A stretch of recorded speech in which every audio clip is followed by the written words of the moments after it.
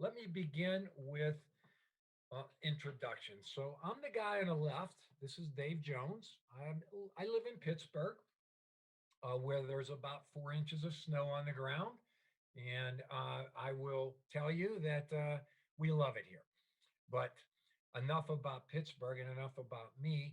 Um, what's most relevant is how Mike and I and all the folks that are part of this today can help you, because this is about you, learn and become more educated about the franchise world. How are we going to do that? Well, I have 26 years of corporate experience.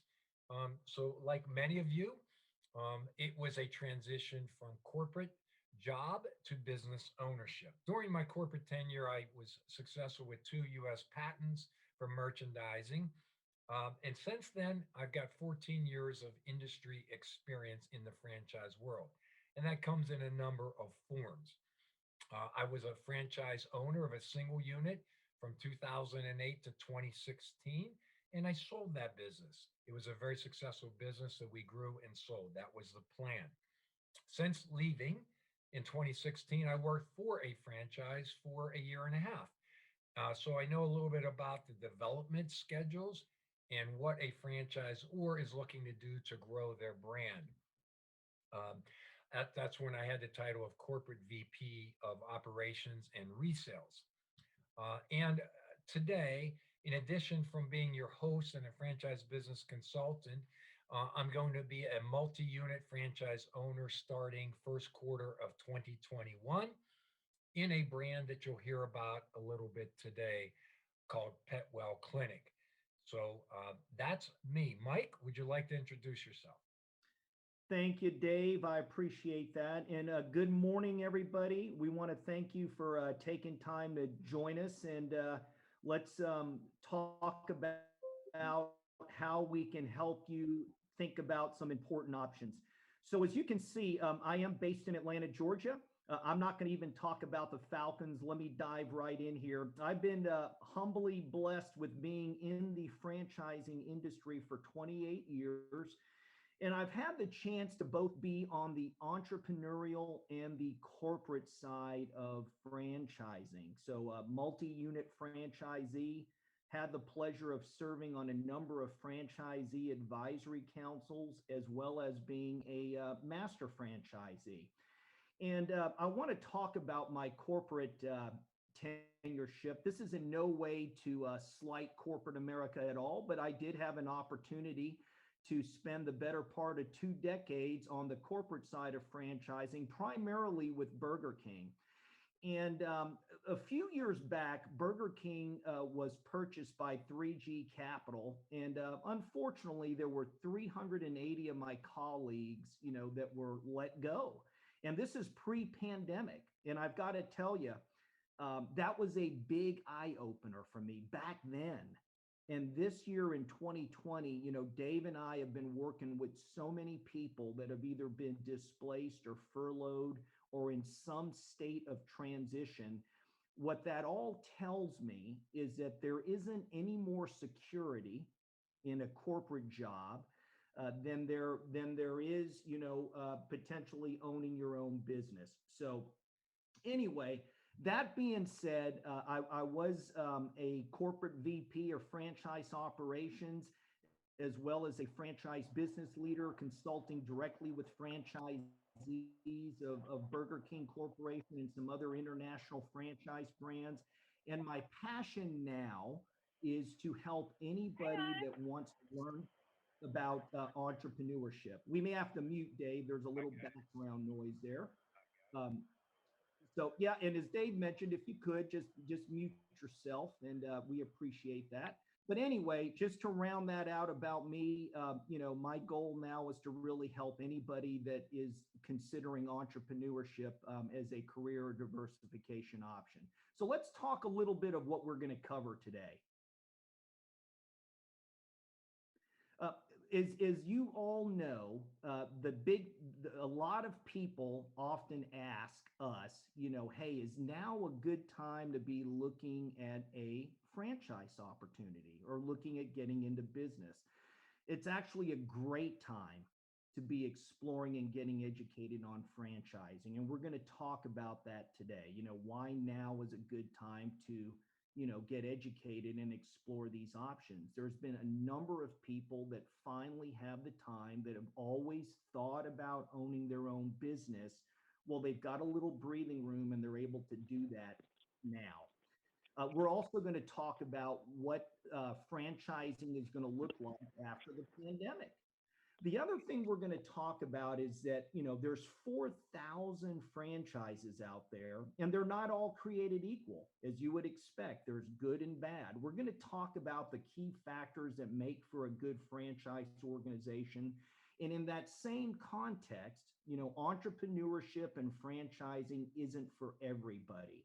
The one thing that I could confidently tell you is today, you're going to see how this is an educational process. This is not a sales-driven process. We want to help you determine if franchising could be a viable option for you to think about. We're also going to talk about what you need to know before you buy a franchise. It's a very open book due diligence process, and there is a number of legal and financial considerations that will go into your discernment. And we're going to talk a little bit about that.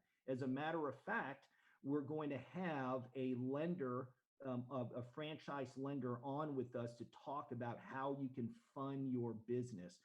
And last but not least, we're going to give everybody an opportunity to schedule a one-on-one with Dave and I so we can talk about the viability of franchising for you.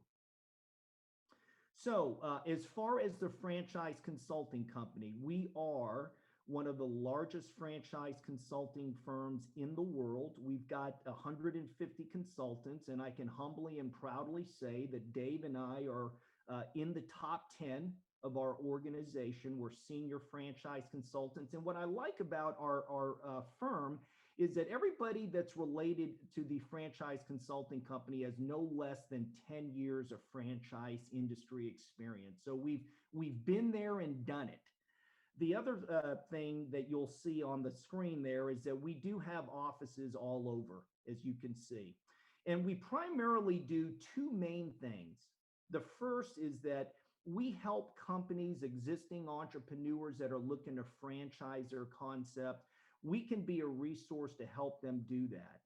Today, our webinar is really focused on the second part of this. We help match investors with the right fit franchise. As I mentioned earlier, there's 4,000 of these franchises out there, and we're essentially a free resource to educate you on a franchise you may not have even thought of or have considered that could be a great fit. It really does come down to being what's right for you. Last but not least, we are also the owners of the Great American Franchise Expo, as well as we publish the Franchise Journal. There's a couple of websites to check out. And we like to say and let everybody know that our services are free of charge. Okay, there's no hidden fees or obligations on what we do to help you with your discernment process. We could talk about that when we do our one-on-one, but we quite frankly save franchisors a lot of time and money. And because they're looking for the right candidate, right? This is a relationship when it comes to franchising. They give us a referral fee. So there's no cost to you at all. And again, we'll talk about that on our one-on-one. So real quickly on the franchising industry, it's a $787 billion industry. It's huge. People don't realize, how much franchising has an impact on our economy. In spite of the craziness with 2020, we are set to have our 10th year of growth in franchising. There's well over 759,000 locations. And I also want to point out, this is real important, franchising permeates just about every industry out there. There's so much more to franchising than McDonald's and Subways and fast food and brick and mortar restaurants. If there's an industry that's relevant, there's a franchise that's within that industry. And last but not least, we've employed franchising employs close to 9 million workers all over. So, what are some of the reasons why people gravitate toward the franchising model? Well, the headline says it. You're in business for yourself, but not by yourself. When you're exploring franchises, good franchises understand that they're providing you with a proven business model.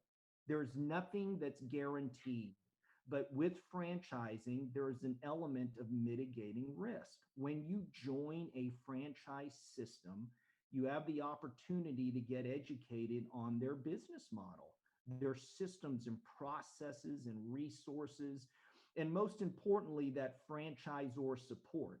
When you become part of a franchise system as an investor, when investors that I'm working with are looking at this industry, they quickly understand that you are compressing time and you're compressing capital. That's a big deal. You're compressing time and you're compressing capital. The franchise company has got a roadmap for you to success, and they continue to not only provide you upfront training and support, that is ongoing. It continues through your relationship with that franchisor. And the other thing about franchising that's real important is that you have access to other franchise owners. I'll tell you, being part of different franchise systems, some of the longest and dearest relationships I've had are with former fellow franchisees that you end up collaborating with because you're all on the same team, and there's a real power and value that comes with that. The other important aspects of franchising is what I said earlier. Okay, when it comes to corporate job or being your own boss, Dave is going to touch on this. With franchising, it doesn't mean that you have to be an owner operator. Okay, there's plenty of business models out there in which you could be semi-absentee. As I said, Dave will go into that, but you're the driver of your success. You're betting on yourself. That's what you're doing when you go into a franchise system. You're looking to become a CEO of the company that you create, where you're working on the business versus in it. It's also a great way. We have plenty of people that are secured or doing parallel searches that are secured in their jobs, or they're looking at other options to diversify their financial portfolio. Let's face it, it's a great way to hedge. Who knows? Nobody has a crystal ball on what the market's going to look like going forward. It's a great diversification tool that you could leverage. Whether you want to keep your job or you're in the middle of looking for one, there is a path that you could leverage when it comes to the franchising industry. And last but not least, when we work with you one-on-one, let's talk about what you're looking to achieve. What are your business goals? Franchising enables you to achieve a work-life balance. There's also an opportunity to scale, and if you're an empire builder, to scale and grow a business. Franchising is nothing more than paths to get you from point A to point B. And we'd like to understand what that may be for you and go from there. The other thing you'll see about franchising is that 90% of the people that end up becoming franchisees enjoy operating their business. It's very fulfilling. And 73% would do it again. You have a lot of multi-unit franchisees out there, which we'll talk about as well. So anyway, I want to turn it back over to Dave. He's going to talk to you a little bit about the overview of becoming a franchise owner and how we can help you. Thanks, Mike. So again, just a little housekeeping. I've been muting everybody. Thank you. And I don't mean to be rude, but it just makes it a much better sounding presentation. And we will have a chat going. So if you have any questions, please refer to that chat and we'll be monitoring that as we go out. So thanks, Mike, for that update. Let's talk about the process. As Mike pointed out, there are 4,000 franchises, not figuratively, literally. That came from the IFA, International Franchise Association 2020 latest update. So If you don't want to own 4,000 and you only want to own one, my suggestion is we need to have a good process. And that's a process of elimination. So we'll discuss that in greater detail, as Mike said, in the one on one consultation for those that want to continue on with their learning. But let me just go over it very quickly. Initially, we need to learn a little bit about you. So that's going to come in the form of you completing a questionnaire so that we can get proper alignment. As we've mentioned, it's about a mutual fit. You want to be part of something, they want you to be a great partner, much like a job or a corporate relationship. You also need to better understand that we don't have time, you don't have time, none of us has time to review hundreds of franchises. So, in that process of elimination, we need to get some better characteristics of you, a good understanding of your goals, a realistic overview of capital and financial resources, and then we narrow that down to a few brands that we're going to present to you for consideration. So that's how that begins. And then you begin your discussions with the franchise option or options that you've considered relevant and that resonate with you. So the first thing is a 30 to 1 minute, 30 minutes to 1 hour discussion. That's a 30,000 foot overview of that franchise. What's the market they're in? How sizable is that market? What does their operation support, marketing support, key performance index support, and indicator support? How many of them are there out there? What's it cost to get in? What does their item 19 look like in terms of what people are making? So we'll get into some of that. That gets a bit granular, and that's how we will explain that you get into the weeds to understand it. But right now, you're still at 30,000 feet. Please also remember that initial call is a mutual evaluation. So you've had a leg up. You know a little bit about them from our discussions and our presentations. We provide them a little bit about you as we introduce you to that franchise so that you're both starting from a level playing field. And at that point, you can be open minded and each party get educated and filter out and filter in what you like and what you don't like. So as you go through that process, ultimately it will culminate with a meet the team day if you continue down the road and you like what you're hearing. Um, that process from beginning to end is largely controlled by you. If you are unemployed and you've got time and you're willing to roll up your sleeves and dedicate the time it takes to learn, we've worked with clients that can go from beginning to end to where they've signed their agreement and are ready to go in as little as 45 days. That includes legal review, that includes financing, that includes your validation and due diligence with the franchise, and that includes your signing. That is probably on the low end. It can take longer, but please understand you are in control of the time and the process. So, what are some goals? As Mike said, we talk to a lot of folks. They come in all shapes, sizes, and forms.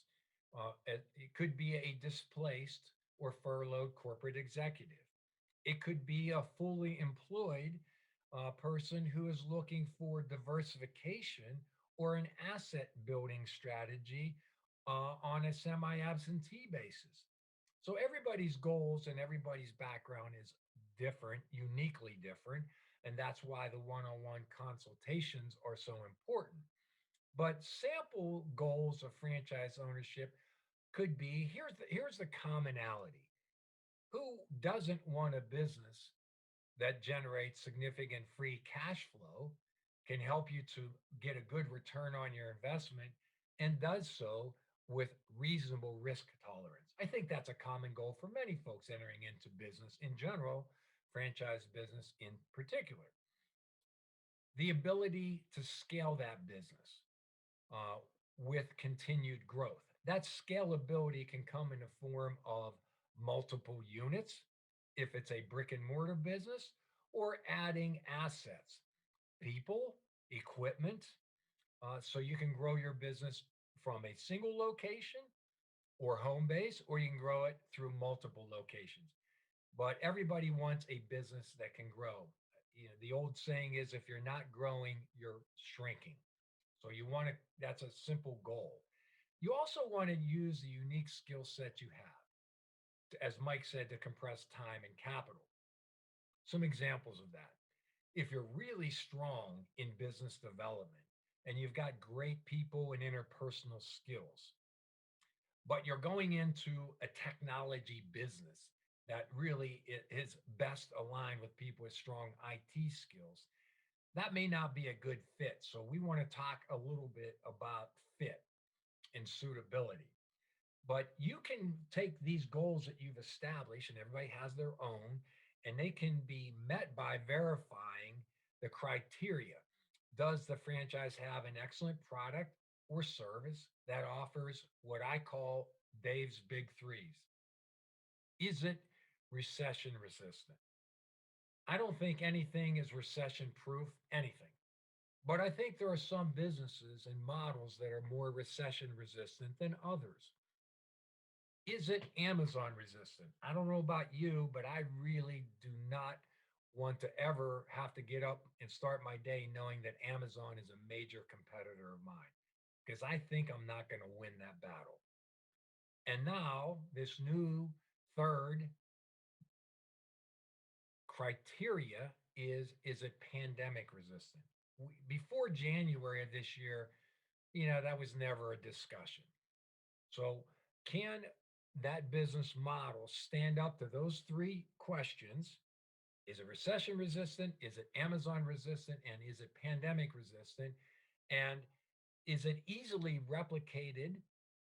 If it is, that's a concern. Or is it a disruptor? Does it have a unique offering? You'll want to look at a franchisor that has high quality operational marketability and marketing capabilities. I always ask the client, would you like a franchise that makes your phone ring, makes your email box open up, and lets your website get hit? If you're getting those three things from your franchise partner, that's a good partner, and your money invested in that relationship is giving returns. Also, as part of your investigation of franchise, does it offer good validation? You'll be able to talk to many franchise owners, and are they happy? And would they do it again? And are they doing well? So those are questions that you can get answers to, so you don't you so you go into this very informed. And finally, are they in an industry with strong dynamics? What's the long-term sustainability of the business? So that's your investigation of them. What's their investigation of you look like? Because you'll say this a lot. It has to be a win-win for everybody. It has to be a good partnership. First and foremost, just like you would like a business to grow and scale, they want you to grow and scale their business. The more it grows and scales, the more their revenues grow through royalties, and the more validation for future owners looking to possibly get and join the team, the easier it is for them to bring them on board. So you have to possess a growth mindset. Secondly, I talk about an owner mentality. Um, we've all worked in companies or in businesses where some folks play the blame game. When you're your owner, it's the buck stops here. So you have to understand that you've got accountability for your success. And franchise owners and franchise companies are looking for owners that cultivate that mindset. They may provide 70% of the playbook in your success. The other 30% is going to be your execution and how well you can leverage those resources and employ your talents and your skills together with their playbook. And finally, the playbook. It's there for a reason. The franchise has validated that they've got a system in place and it's working. Although they're not looking for people who are rote, robots and blindly following the lead. They are looking for folks to become joiners, folks that can embrace what is working and execute at a local level. Uh, Finally, I think it's important for you, but certainly important for a franchise owner to be well capitalized. Um, we would not recommend, it would be foolish and it would be very irresponsible of Mike or me to make a recommendation where you're really pressed financially. You need to have what I call dry powder and working capital so that you can successfully allow that business to grow and scale. Okay, let's talk transparency. If you stop 10 people in your hometown and ask them what they thought about franchising, it's pretty likely that you're going to get some varied responses. I think it's pretty unlikely that you're going to get what we're going to show you right now is total transparencies. Um, whether you're contemplating taking a job or contemplating buying a non-franchise business, there's risk, as Mike pointed out, in both. But you can only do so much due diligence. In the franchising world, there's a document called a franchise disclosure document with 23 items. Those 23 items are provide you that transparency and that visibility into that franchise operation. Some of the key ones I like to point out: litigation.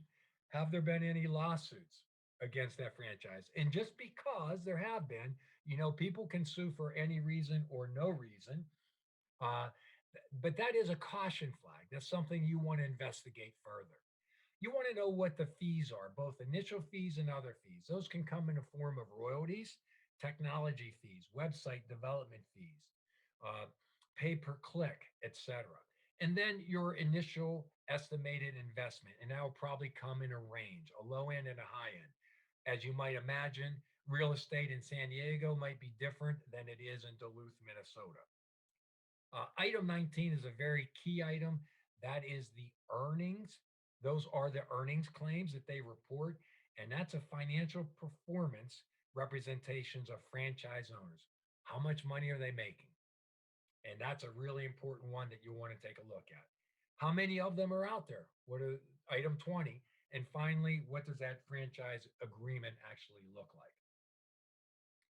Okay, speaking of financing, Mike promised that we would be providing you a lot of learning. Hopefully, you're still, I'm looking at the participants, nobody's dropped off. Either you have a very boring day going today, or we're doing okay and providing you valuable information. I hope it's the latter, but it's only going to get better. Let me introduce to you Fran Fund. Fran Fund is a partner for the franchise consulting company. And Shirley, I'm going to let you introduce yourself. Shirley is a wonderful, tremendously informed, intelligent, and I don't know how else to describe you, Shirley, other than you've got the stage. Hey, I'll take that, Dave. That's a good introduction as far as I'm concerned. And hey, everyone, thanks so much for having me here. It's really great to talk with you. As Dave mentioned, my name is Shirley Kefchin. I am a senior funding consultant at Fran Fund. And really, Fran Fund exists to help folks identify and execute solid funding strategies for business ownership. So we've been around just about 15 years now.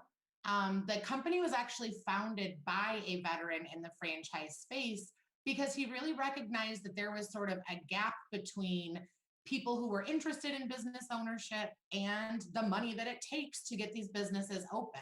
So his goal was to really fill that gap. And, we've been able to do a really good job as a top franchise supplier mentioned in Entrepreneur Magazine. We are an IFA supplier forum member, that International Franchise Association that Dave mentioned. We also really try to help make business ownership accessible and available to veterans. So we do offer discounts for veterans and promote and participate in the VetFran program that the International Franchise Association provides. So what I want to talk with you a little bit about are some of the potential ways that you could fund your small business. The first way is equity funding. And what that really means is we are taking capital from a third party in exchange for equity or ownership in the business itself. So this would include things like angel investors, venture capital, those sorts of ideas. Another thing that folks will sometimes think about is more of an asset-backed strategy, which means that the asset that we're actually financing is being used as the security for the funding mechanism itself. So again, this might be an equipment lease. This could be maybe a non-retirement investment portfolio that you have. You could potentially get a line of credit against that. Now, this third bullet point here, debt funding, is really what it sounds like. This involves borrowing. So sometimes folks will use a home equity line of credit. Sometimes they might use credit cards to help as part of the strategy. Another really common option is a traditional bank loan, an SBA loan. And that's one of the things that we'll be talking about in a little bit more detail here today. Now, the fourth bullet point that you see there is self-funding. Again, fairly self-explanatory. You can take cash, you can take savings and invest that money into your business. But what you might not be aware of is that there is an IRS program that actually allows you to invest your own retirement savings directly into your business. And that's another strategy that we'll be talking about today, actually next year. So what is a Fran plan? Fran Plan is the name of our Rollover for Business Startup program. You'll see the acronym there, ROBS. You'll hear a lot of folks refer to this as the ROBS strategy. Also, just in sort of casual conversation, you'll hear folks call this the Rollover for Business Startup. But this program is allowing you to access some of your own retirement dollars without paying income taxes, without paying early withdrawal penalties. You are also not creating any debt, so there's no monthly loan payment that you're going to be responsible for, and you can invest that money into your business. This is an IRS program, so this is not something we've developed to get around rules and regulations. You know, this is all part of the Internal Revenue Code, and you don't have to qualify. This is your money that you've saved. We just have to go through the right process to help you get access to it, and we'll talk about that process on the next slide here. So how does this whole program work? The first thing that we do with this strategy is we create a C corporation, and that C corporation becomes the operating entity for your business. We will then create a new 401k plan that your C corporation, your new business, would be the sponsor of. You then, as a W-2 employee of your business, you would have the ability to participate in this new 401k. So what you would do is transfer or roll over some of your existing retirement dollars from the IRA or the 401k. Maybe you have a 403b because you've worked for a nonprofit, but you're able to take that retirement money and roll it into the new 401k plan that we've created. Rather than having that new 401k plan put your money back out on the market like you might be used to doing, you would actually have the new 401k plan use this cash to buy stock in your corporation. So instead of investing your retirement money in Coca-Cola or Best Buy stock, you're investing your retirement money right into the stock of your small business. So this is a program that, you know, again, you can fully fund a business with, or you could think about combining it with a more traditional SBA loan, which is what we'll kind of talk about next. Now, keep in mind, we can always get connected for a more one-on-one conversation. Dave and Mike can certainly get us connected together because SBA loans are not necessarily a one-size-fits-all sort of conversation, but they can go up to $5 million in terms of the actual loan amount. What you're finding today is that banks are very, very comfortable using SBA loans specifically for startups. Typically, the minimum loan amount that you would see with a traditional small business loan would be about $100,000. And at Fran Fund, one of the things that we do is help folks to go get these loans so that you're not sort of left to your own devices to figure out how much you could qualify for and where to go get it. Now, there are two main loan programs. And on the next slide here, you'll see the first one, the SBA 7A loan.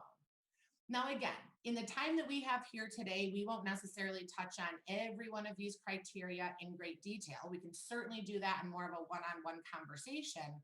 But what you'll see here are some of the big categories that banks will look at.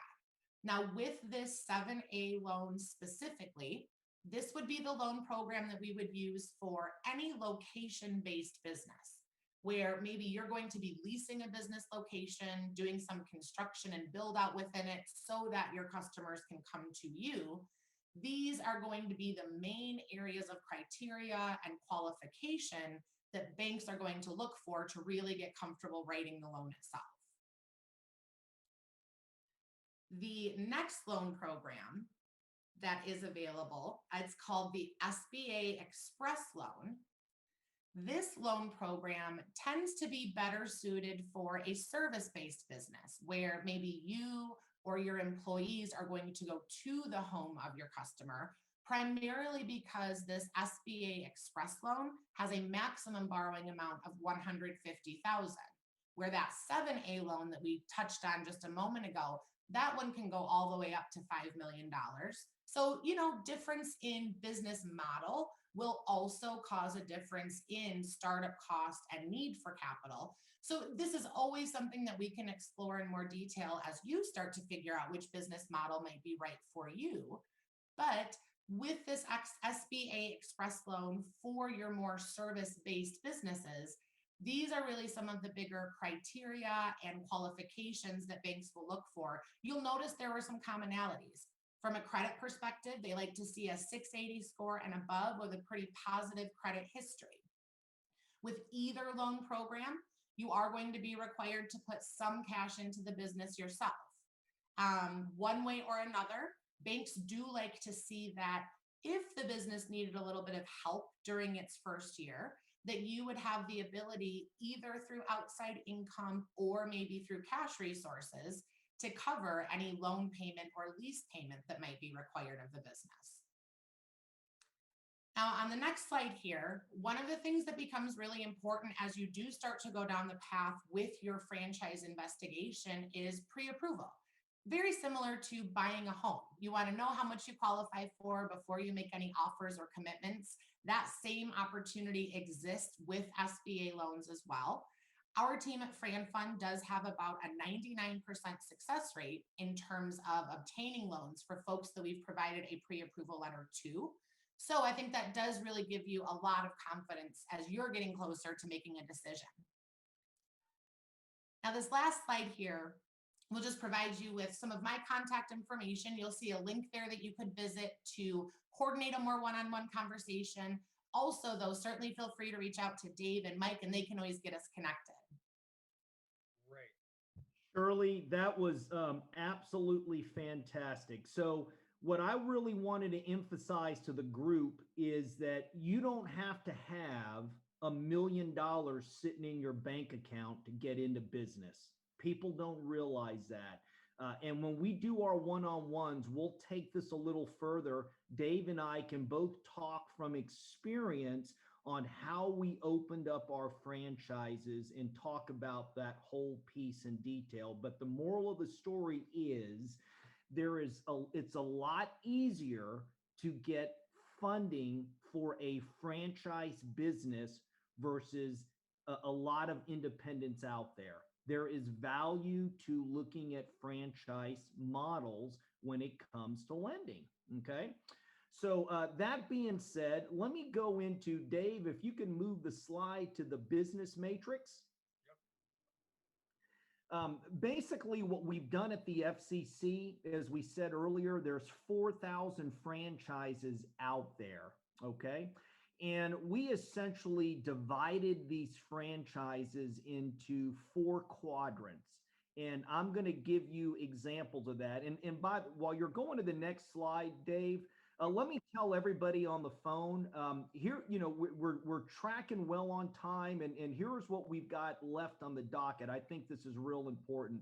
Not only are you going to hear from Petwell Clinic, we've also got a couple of franchisees that Dave and I have worked with that's gone through the process. We'd like you to hear it, from the horse's mouth, as they say.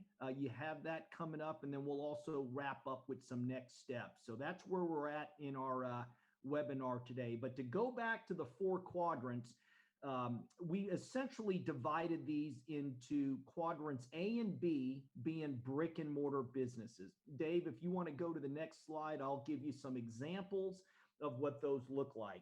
So simple retail is exactly what most people expect. These are the franchises that everybody typically gravitates toward or thinks that's what franchising is all about, because you can see these, the McDonald's, the Dunkin' Donuts, the Great Clips hair salons of the world, simple retail, brick and mortar. The other quadrant, B, is sophisticated retail. And those are franchises where you have somebody that's licensed or specialized in performing the service. So for example, Meineke. If you own a Meineke franchise, it doesn't mean that you're going to be changing somebody's tires or changing somebody's oil.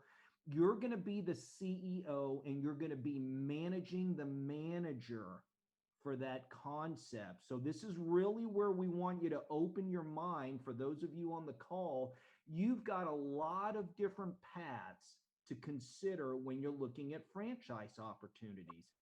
What's another important thing about, automotive or pets or hair care? Think about what Dave said earlier, right? They're essentially recession resilient. If you've got hair, you're going to get a haircut.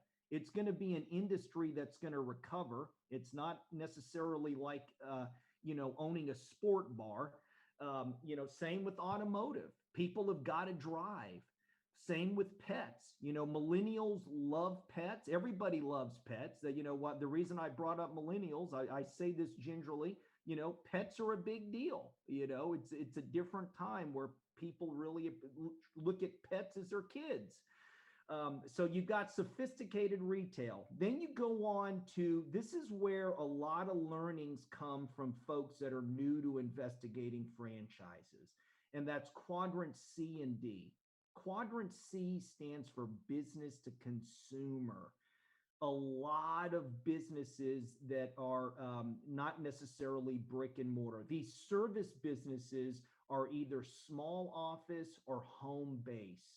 They're tremendously more affordable than a lot of brick and mortar businesses out there. So it really depends on what your business goals are as far as what could potentially be a fit. But the key takeaway here is with quadrant C and D, which is business to business, as you see on the slide, there's a lot of investment ranges in these franchises. So you've got a lot of different industries. And let's go back to what Dave said about, recession resilient, pandemic resistant, and can't be Amazon. 1-800-water damage as a restoration company, for example. Okay. These type of businesses are doing well. If you've got a pipe that burst and your basement gets flooded in the wintertime, you know what? Whether there's a pandemic or not, that's a service that you have to engage. You've got to get it addressed. Okay. That's an example. Then you've got B2B.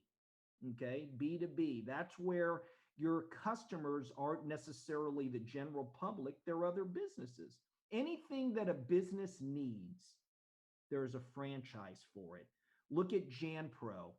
All of the offices in downtown Pittsburgh and Atlanta, well, those things are going to have to be cleaned and sanitized. JanPro is a franchise model that does commercial cleaning and sanitation of businesses.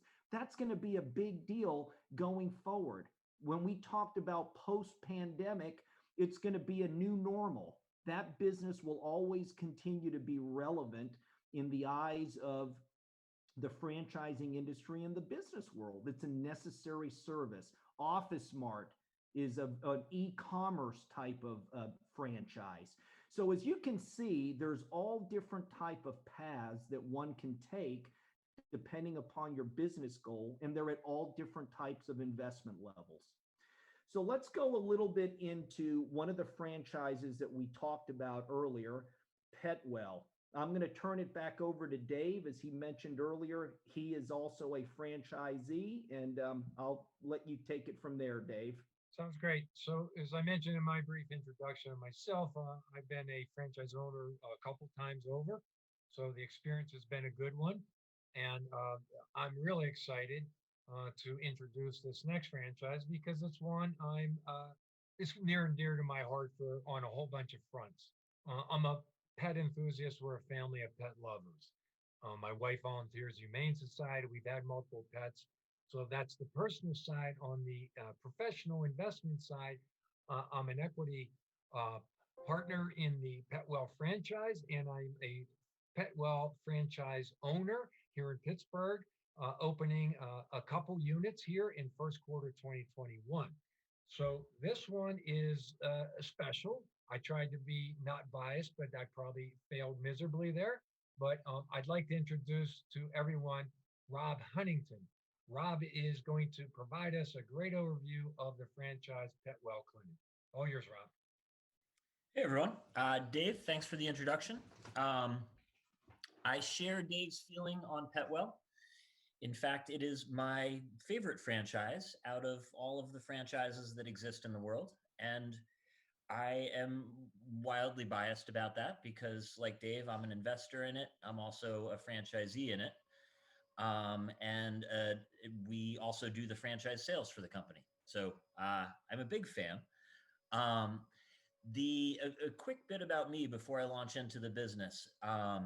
I was a high school history teacher and then got into franchising. My family owns a tutoring franchisor called Huntington Learning Center. And I worked from the ground up there, eventually was a franchisee, worked at the franchisor level. I've also had a bunch of corporate gigs. So I worked for the Boston Consulting Group for a while, got an MBA from Kellogg, managed a $50 million P&L for a Fortune 200 company, and know how much the grind can be in the corporate world. And I've had some awesome bosses. I've had some little Hitler bosses, and know how unpleasant it can be in the world. So I love franchising. I think it's just this phenomenal place where you can take ownership of your own destiny and make boatloads of money and do so in a way that feels good. And Petwell, I think, is a phenomenal way to do that.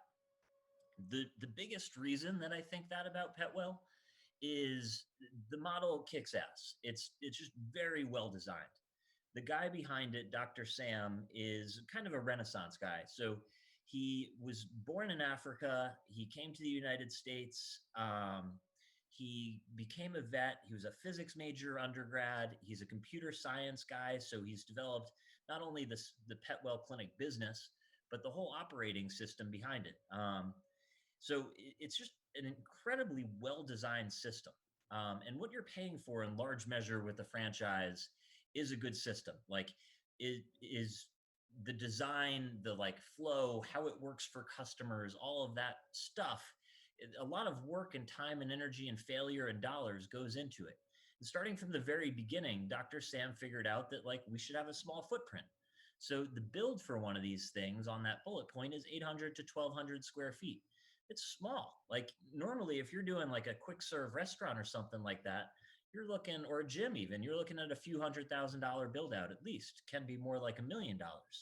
Here, your build out's $150K. And it can be even cheaper depending on your market. We own the rights to New Jersey, my partners and I, and New Jersey, we're close to Manhattan. So our build out's coming in closer to 150. In Knoxville, where Dr. Sam started this, his build outs are closer to 60 or 70K. So the footprint is genius. Dave, can you shoot us over to the next slide here?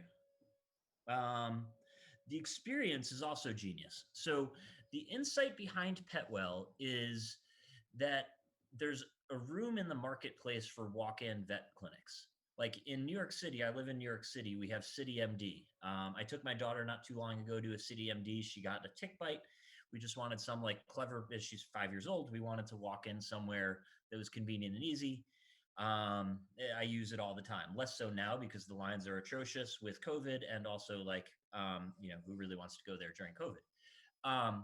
Anyway, Petwell Clinic realized there's a white space for walk-in clinics for animals. So it involved a design trade-off, which, like with any great design, you have to figure out the things you're not going to do, and then the things that you're going to be great at. And the thing that Dr. Sam figured out he wasn't going to do is a hard thing to give up. He decided not to do surgery. And surgery in vet care is very sexy. Like, it's a really big ticket item, and your margin on it is phenomenal. And he said, we're not doing surgery. The insight there was what we forgo in surgery, we make up for in throughput with animals coming through. So surgery takes a really long time. You need a lot of space to be performing surgeries, so your build out cost would be way higher. You need to do boarding if you're doing surgeries, and it's a pain in the ass to get space like real estate where you do boarding. Here we don't need boarding, so we can go into any real estate. And we just churn through pets. So we go really, really fast. And that's part of the operating system that Dr. Sam set up. So when you go into this, like the first time I went into it in Knoxville, it was like walking into a machine, just like a well-oiled thing where like, it was almost like one of those pit stop crews where you see like the car coming through on the racetrack and the guys take off the wheels, like everything working beautifully in concert. The pricing is really simple. That was one of the other big insights. So we are low cost.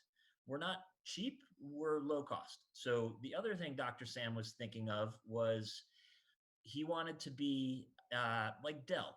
So Dell back in the day when Dell was cool was built on the idea of we want great computers, we want great service, and we want great cost. And they did that by having their like mailing system.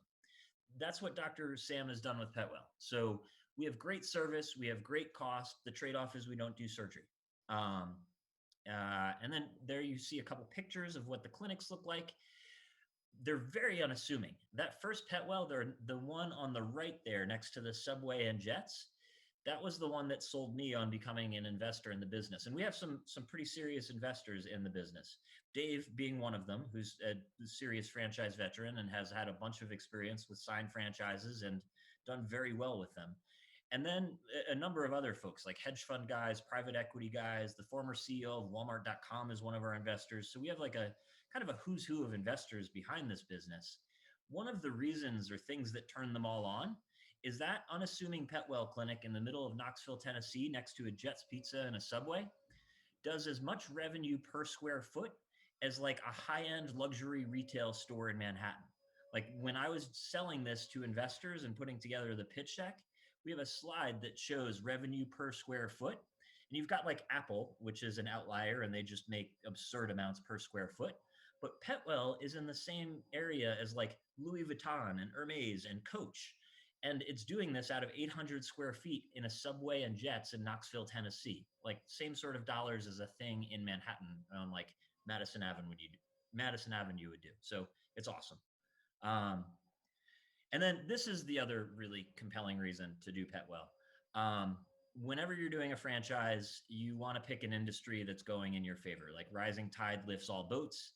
Pets has just been growing year over year over year. Like since 1994 in this slide, it shows like through the 2000-2001 recession, it kept growing.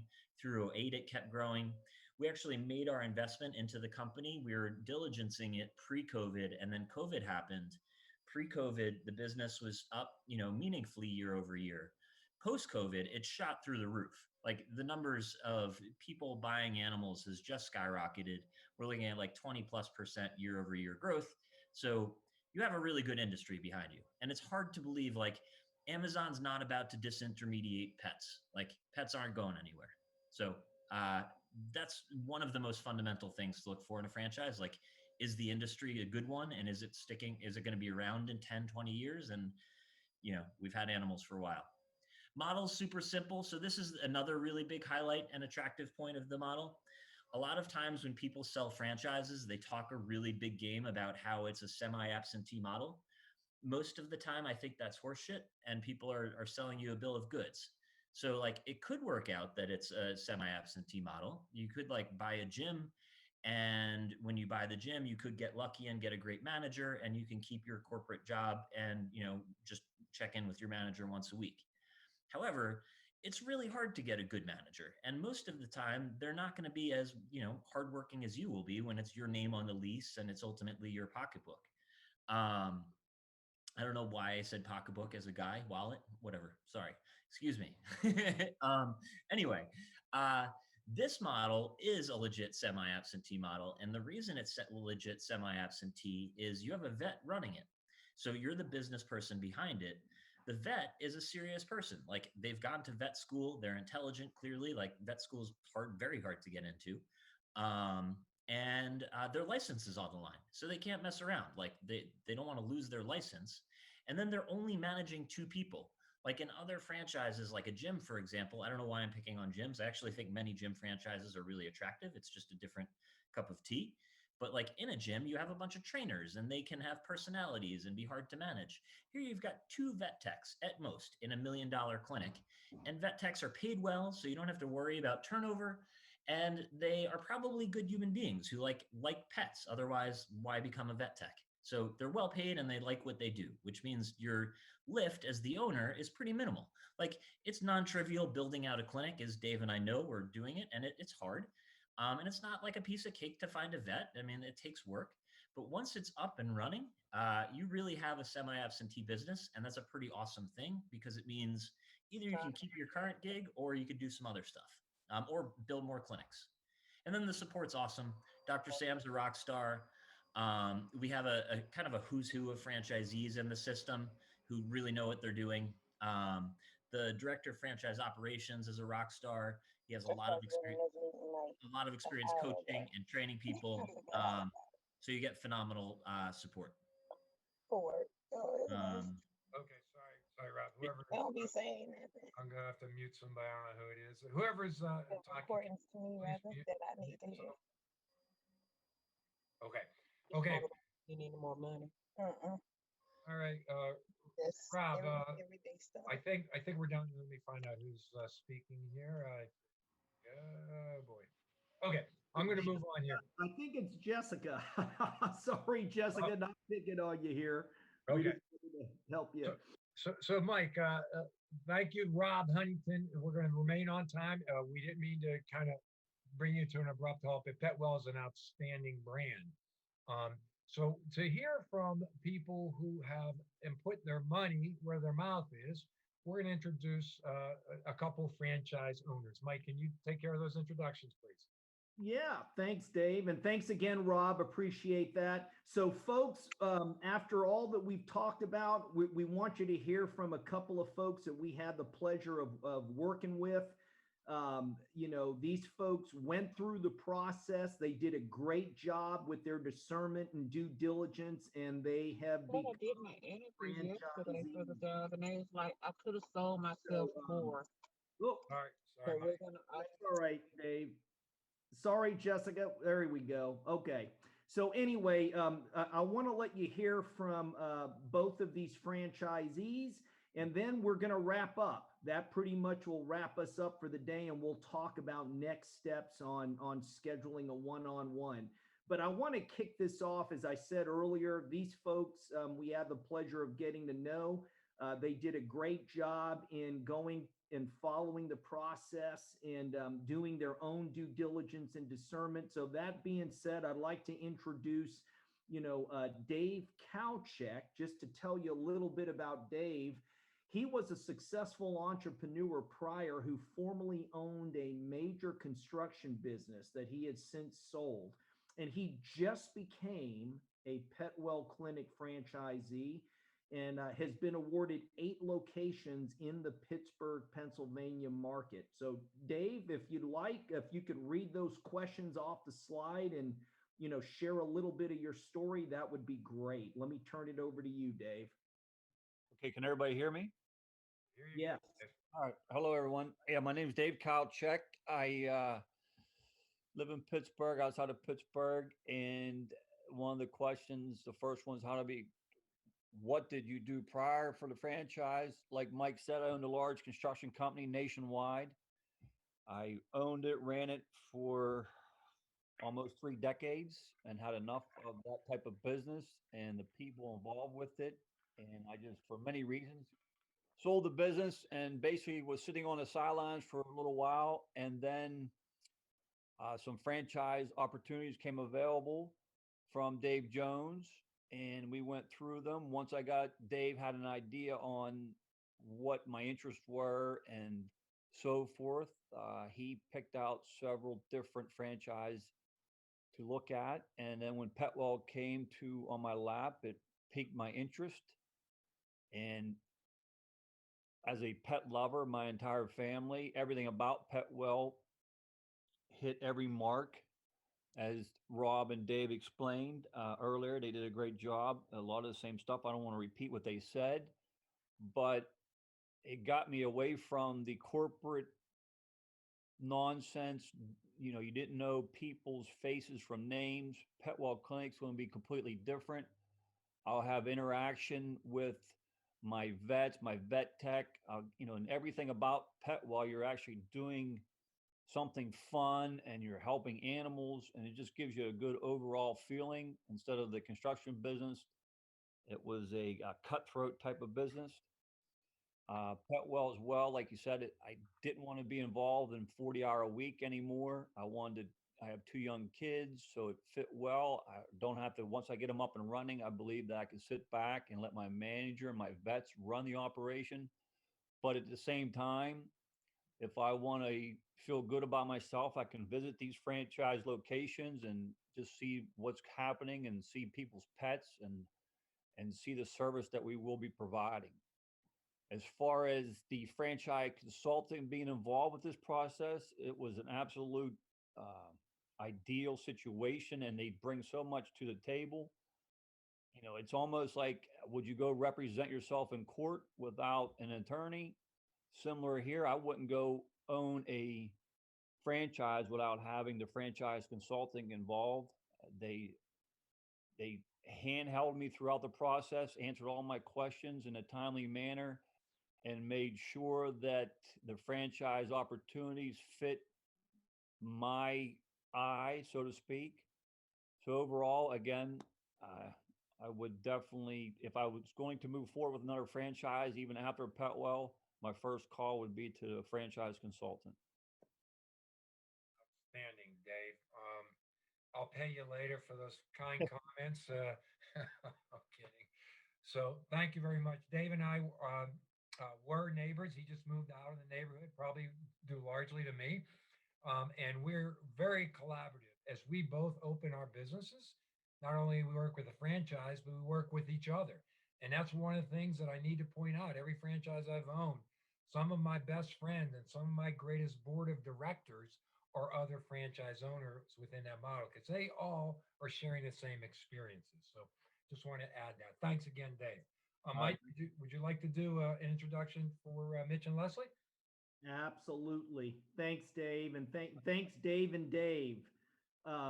So this is interesting, folks. You know, the one thing I can tell you, the common theme through our lunch and learn today is, you know, recession resilient, pandemic resistant, and can't be Amazon. You know, with Mitch and Leslie, the one thing that we know we're never going to run out of is trash. So I would like to introduce Mitch and Leslie Bradshaw. They have been longtime successful Ace Hardware owners who wanted to diversify their portfolio. They were looking to add another revenue stream. And I had the pleasure of meeting 2 great entrepreneurs that were new to franchising and had the pleasure of working with. So Mitch and Leslie, if you're there, I'd like to turn it over to you. And very similar, you know, you can share a little bit about, you know, what you did prior to becoming a franchisee and go through those next couple of questions there. Okay, Mike, I appreciate it. I'll just go ahead and jump into the what did you do prior to becoming a franchisee. As you mentioned, we have been involved with Ace Hardware since 2007. My dad actually opened this location in '93. So it's been in the family for quite some time. And then we bought it from him in 2010. And my wife and I are both involved in the operations of it on a pretty much everyday basis. Before that, I was in the corporate world with UPS Supply Chain Solutions in an outside sales regional manager type capacity. Did several things involved with outside sales. Leslie was actually involved with mortgage banking, mortgage processing, loan origination. Lived in the Metroplex and, moved out to the small town of Mineral Wells, Texas to get away from it all. So that's kind of what, with Ace Hardware, it's not exactly a franchise, but it kind of lends itself a little bit towards franchise. A lot of people think it's a franchise, but it's not. So we had that mindset, I guess, going for us a little bit. And I'll let Leslie take the next question. Hi guys, Mike, it's really nice to hear your voice again. Why we chose Smash My Trash was Mike gave us a lot of really good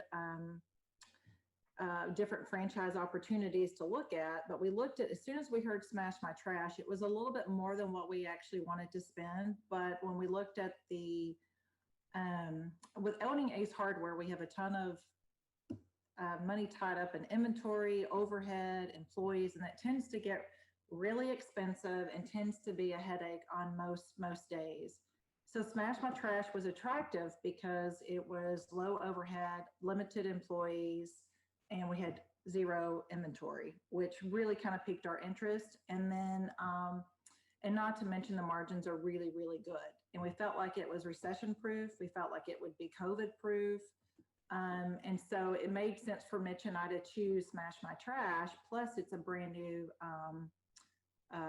concept, which can be a challenge, but I think in the long run, it's really going to do well and pay off for us. Yeah, and if I could add to that a little bit, I mean, I had the conversation with our oldest son not long before I made contact with Mike about, if you're going to choose a business, try to choose one with low inventory and low overhead. And that was really, because Leslie and I had talked about opening up another location of Ace Hardware, but the challenges of having another location of an Ace Hardware store, of a retail store on that magnitude are really just the oversight, the management of it are just kind of daunting with all the inventory that you have, the employees that you have, the cost of the space and all of that stuff. So it was kind of little to no inventory, very little overhead is what kind of made the Smash My Trash jump off the paper at both of us. It was on the high end of what we thought we would even consider spending, but then we just, with the help of other people involved, made it happen. What did you appreciate most when working with the franchise consultant? Mike. Mike was a joy to work with on a weekly basis. I can't say enough good things about you, Mike. You really kind of put me at ease as far as we were new to the franchise, if you will, because we just bought it from Mitch's parents and we were just kind of groomed to take it over. So it was a new concept. Mike, you did a great job with getting, kind of walking us through the process. And, I can say that I kind of missed our weekly phone calls.